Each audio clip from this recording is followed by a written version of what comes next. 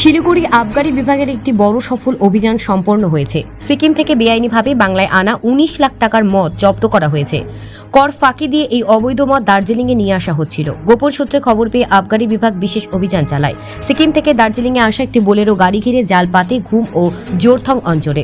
শেষমেশ দার্জিলিংয়ের মাকাইবাড়ি চা বাগান এলাকায় বোলেরোটি আটক করা হয়। গাড়ি তল্লাশি করে বিপুল পরিমাণ মদ পাওয়া যায়। এই ঘটনায় গাড়ির চালক সহ দুজনকে গ্রেপ্তার করা হয়েছে, যাদের বাড়ি দার্জিলিংয়ের বিজনবাড়ি এলাকায়। ধৃতদের আদালতে হাজির করা হবে। আবগারি বিভাগ এখন মদ পাচার চক্রে আরও কেউ জড়িত কিনা তা তদন্ত করে দেখছে। Bureau report, news prime Times. Jalpaiguri excise ডিভিশনের কাছে একটা সিক্রেট ইনফরমেশন ছিল যে সিকিম থেকে কিছু মদ জোরবাংলো হয়ে ওয়েস্ট বেঙ্গলে ঢুকছে। তো এই খবরটা থাকার ফলে আমাদের এই খবরটা আমার কাছে যখন আসে, তো আমি আমাদের ওসি দীপক টিগ্গাকে বলি যে একটা ওয়াচ ডিউটি সেট করতে।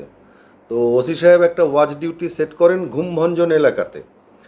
তো ভোরের বেলা খুব বৃষ্টি হচ্ছিল, সেই সময় এই গাড়িটা, যে গাড়ির নাম্বার হচ্ছে আপনার WB76A7795, এটা একটা মাহিন্দ্রা বোলেরো পিক আপ।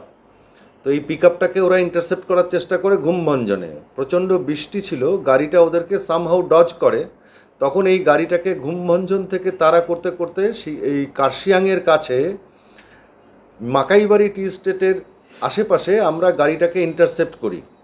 এই গাড়িটাকে ইন্টারসেপ্ট করার পর গাড়িটাকে সার্চ করা হয়। After maintaining all the formalities of search করে আমরা যা যা পাই সেটা আপনাদের বলছি। আমরা টোটাল 146 কেস সিকিমে তৈরি বিয়ার এবং হুইস্কি পেয়েছি।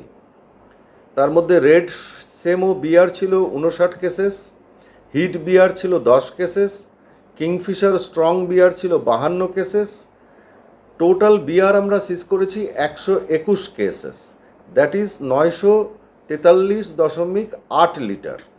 এবং আমরা রয়্যাল ব্লু হুইস্কি পাই 3 কেসেস, গ্রিন লেভেল হুইস্কি পাই 2 কেসেস, হনিবি ব্র্যান্ডি পাই 6 cases. Total whisky and brandy seized is 99 litre. Rum আমরা পেয়েছি দু ধরনের, একটা McDowell's number 1 celebration rum 1 case, millennium 3X rum 13 cases, that is 117 litre. Total rum আমরা পেয়েছি 14 কেস, অর্থাৎ 126 লিটার। আমরা যে টোটাল মদ পেয়েছি সিকিমের নন ডিউটি পেড স্মাগলড মদ, বিয়ার এবং লিকার, তার ভ্যালুয়েশন হচ্ছে 10,34,400 টাকা এবং গাড়ির ভ্যালুয়েশন হচ্ছে 8 লক্ষ টাকা। তো আজকে টোটাল সিজারের ভ্যালুয়েশন হচ্ছে 18,34,400 টাকা। এবং গাড়ির ভেতর থেকে দুজনকে আমরা অ্যারেস্ট করি। সেই দুজনের নাম হচ্ছে, নামটা আমি এই মুহূর্তে আপনাদেরকে বলছি না, দুজনকে আমরা অ্যারেস্ট করেছি এবং এদের দুজনের বাড়ি সিংলা বাজারে, under PS Bijanbari, district Darjeeling. এখন এই প্রসঙ্গে আপনাদের কিছু জিজ্ঞাসা থাকলে করতে পারেন। একটা বিষয় স্যার, যে সিকিম থেকে এখানে বেঙ্গলে যে মদ ঢুকছে, কেন এই প্রবণতাটা কেন বাড়ছে স্যার? দেখুন, এক একটা স্টেটের এক একটা ডিউটি স্ট্রাকচারে ডিফারেন্স থাকে। তো সিকিমের ক্ষেত্রে সেই ডিউটিটা খুব একটু কম হওয়ার কারণে সিকিম থেকে একটা হিউজ ইনফিল্ট্রেশন ঘটছে এবং রিসেন্টলি আমাদের ওয়েস্ট বেঙ্গলে বিয়ারের দাম সামান্য একটু বাড়ার ফলে এই ইনফিল্ট্রেশনটা আরও বেশি মাত্রায় হচ্ছে। আমরা সজাগ আছি। জলপাইগুড়ি এক্সাইজ ডিভিশনের নেতৃত্বে আজকে এই কাজটা হয়েছে বটে, তবে আমাদের অন্য 5টি যে কনস্টিটিউটিং জেলা রয়েছে তারাও চেষ্টা করছে এই সিকিম মদ এবং বিয়ারের ইনফিল্ট্রেশনটাকে কমানোর জন্য। আমাদের বিশেষত সতর্ক থাকতে হবে এই সামনের পুজো এবং দিওয়ালির সময়টাতে।